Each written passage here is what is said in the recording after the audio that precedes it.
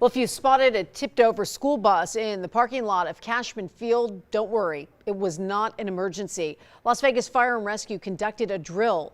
They're making sure first responders are prepared if there is a serious crash between a school bus and a vehicle. The holidays are an exciting time for both you and your pets with all of the beautiful decorations. How you can pet-proof your house so that your four-legged friend doesn't get sick. Plus, people living in one Valley neighborhood say their HOA is bringing down their holiday spirit by asking them to take down decorations. The threat they face if they don't. Two crooks were caught on camera installing a skimmer at a Florida gas station. They don't waste any time here opening the panel, then they work fast to install that skimmer. And they screw the panel back into place and take off. Police say the crooks spent only 2 minutes at that gas station. The manager removed the skimmer after she noticed the pump was tampered with. We're just weeks away from Christmas, as it gets closer, more families will be putting up a tree and decorating it with the ornaments and lights and tinsel. But as 13 Action News anchor Todd Quinones explains, a lot of your holiday traditions can seriously hurt your pets.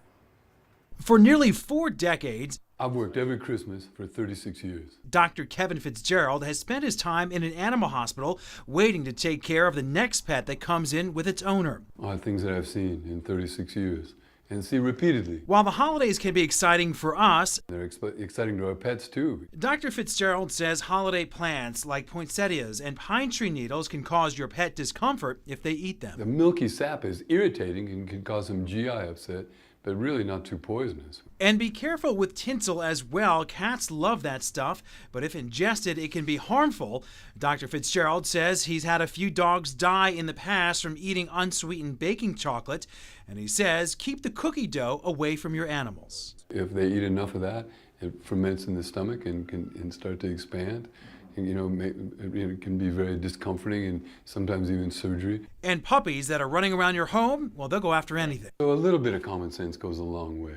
If the people could think like a pet, the new Christmas puppy, teething puppies with electrical wire. They're teething, and here's this chew toy. Todd Quinones, 13 Action News. Well, some folks in Henderson are calling their HOA a Grinch after a group of neighbors in Inspirata say they got a notice saying remove your Christmas lights or face a fine. The HOA says Christmas lights are not allowed on common areas that line the part of the sidewalk closest to the street. But the people decorating say they have done it for 8 years now and they call it a tradition. When we do it together, we turn the music on together, we drink cocoa together. So I thought that was a really good thing. Well, the HOA tells us the violation process is actually a 5-step process, so the neighbors have to get a couple more warnings before they will ever be fined. And since Christmas is less than 3 weeks away, the lights may come down before that ever happens. And 13 Action News is teaming up with Nevada Job Connect to let you know about employment opportunities around the valley. There's an opening for a general machine operator. The pay starts at $9.50 an hour. Also an opening for a lock technician. You need at least a year of experience as a locksmith. The pay there starts at $9.50 an hour. And an opening for a customer service rep. You must have sales or customer service experience. The pay starts at $9 an hour. For more information on these jobs and other openings around the valley, just go to ktnv.com/jobs. People across Minnesota woke up to a wintry mess on their roadways. You can see that SUV being pulled from a ditch there. The Minnesota State Patrol says more than 120 weather-related crashes and spinouts were reported across the state yesterday. Now, 13 First Alert weather.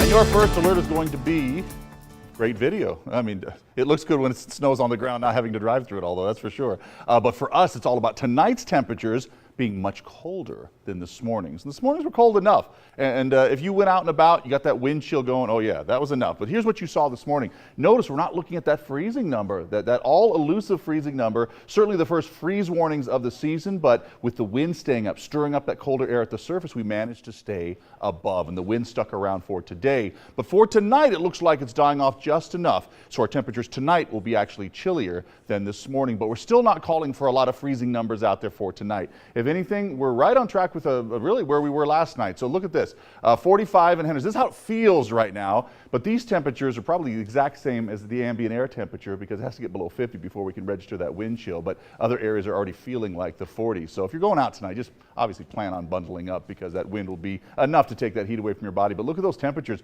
all across the southwest. They still look pretty cool, but that colder air gets pushed out. We bring some mild air in, so less chill.